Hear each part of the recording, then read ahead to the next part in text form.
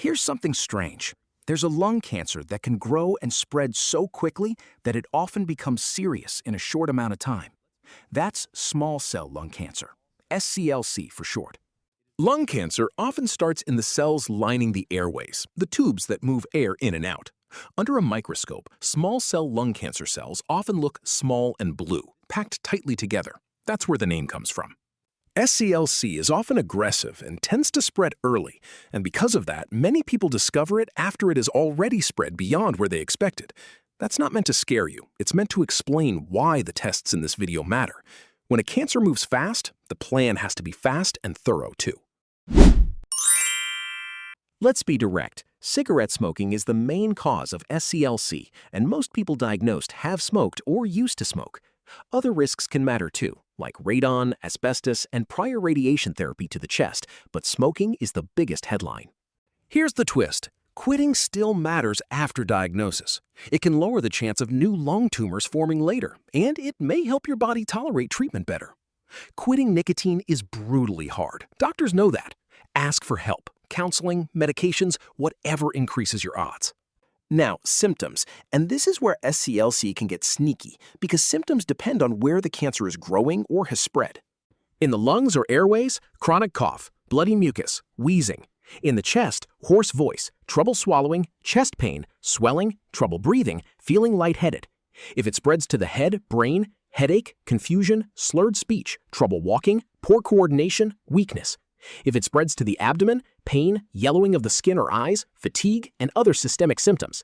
This location map matters because sometimes symptoms can point to where to look first, even before a scan confirms it. Okay, staging. This is the single most important concept in this whole video. Many care teams still use the classic VA system, which splits SCLC into two big categories: limited stage and extensive stage. Limited stage usually means the cancer is mainly in the chest in a way that can be treated safely within a radiation field. And with modern radiation techniques, that can sometimes include certain cases that reach both sides of the chest if radiation can still be delivered safely. Extensive stage means it is spread too far to be treated within a single safe radiation field with curative intent doses. For example, to the other side of the chest in a way that can't be safely covered, or to fluid around the lungs or heart, or outside the chest. There's also the more detailed TNM system, tumor, nodes, metastasis, which runs from stage 0 to stage 4. Most teams combine these ideas for planning. In NCCN's combined approach, limited stage generally includes stage 1 to 3 that can be treated with chemotherapy plus radiation, while extensive stage includes cancers, including many stage 4 cases, that can't be treated with high-dose curative radiation. Here's the key. Your stage doesn't just describe the cancer. It determines which treatment paths make sense and which ones don't.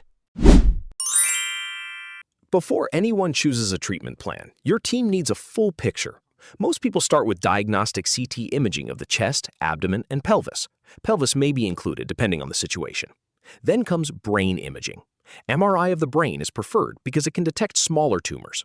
If MRI can't be done, contrast CT of the head is the backup. A PET CT may be added, especially when the team is trying to confirm whether disease is truly limited stage. It works by using a tracer that highlights areas of high activity, which cancers often show. PET CT can help detect disease not clearly seen on CT alone. Then comes the biopsy, removing a small tissue or fluid sample so a pathologist can confirm the diagnosis. And here's a myth worth clearing up. Getting a biopsy does not pose a risk of making the cancer spread. One more critical piece: performance status, commonly rated from 0 to 5. Lower numbers mean you're functioning better day to day. This score helps your team decide what intensity of treatment is safe and realistic. For limited stage SCLC, treatment is often given with curative intent. The classic approach is chemoradiation, chemotherapy plus radiation therapy. When they're given at the same time, it's called concurrent chemoradiation, and radiation is typically started during the first or second cycle of chemotherapy. Sometimes a sequential approach, one after the other, is used when concurrent therapy isn't appropriate. For some very early cases, stage 1 or 2A, surgery may be an option. usually a lobectomy with lymph node evaluation, but only when staging confirms there is no cancer in key lymph nodes between the lungs. After surgery, chemotherapy is usually recommended because microscopic cells can remain even when the surgeon removes everything visible. That follow-up treatment is called adjuvant therapy. For people who can't have surgery, there's SABR, SBRT, highly focused radiation to a specific target, followed by systemic therapy to address any remaining microscopic disease risk. For extensive stage SCLC, the goals of treatment are usually to control symptoms and prolong life. The preferred approach today is often chemoimmunotherapy, a platinum-based chemotherapy doublet plus an immune checkpoint inhibitor, such as atezolizumab or durvalumab. Here's a simple way to picture immunotherapy. Cancer can hide from the immune system by exploiting breaks that slow immune cells down. Checkpoint inhibitors help release some of those breaks so immune cells can better recognize and attack cancer. If the cancer responds or remains stable, many patients continue maintenance immunotherapy afterward. The goal is to prolong the benefit as long as it remains effective and tolerated.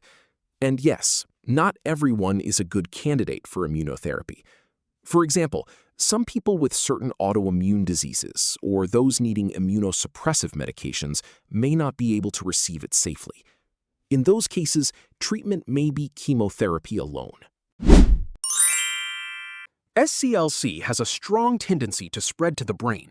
That's why doctors sometimes recommend PCI, Prophylactic Cranial Irradiation, a preventive dose of brain radiation for selected patients who respond well to initial therapy and have no evidence of brain metastases. PCI is not right for everyone. NCCN emphasizes that the decision should be individualized, balancing possible benefits with risks, such as effects on memory or thinking, especially in patients who already have neurocognitive issues or limited functional status. An alternative strategy for some patients is regular brain MRI or CT surveillance instead of PCI. And one point that gets misunderstood constantly: supportive care, often called palliative care, is not the same thing as giving up, and it's not only end-of-life care. It's symptom management and quality of life support that can be helpful at any stage, alongside cancer treatment. SCLC often responds strongly at first, but it also has a frustrating tendency to relapse. Relapse isn't a dead end. Treatment options can include additional systemic therapy, and clinical trials can be considered at any point, not only after standard options run out. Facing SCLC is genuinely hard, but understanding your stage, your options, and why your doctors recommend certain steps can turn you from a bystander into an active part of your care team.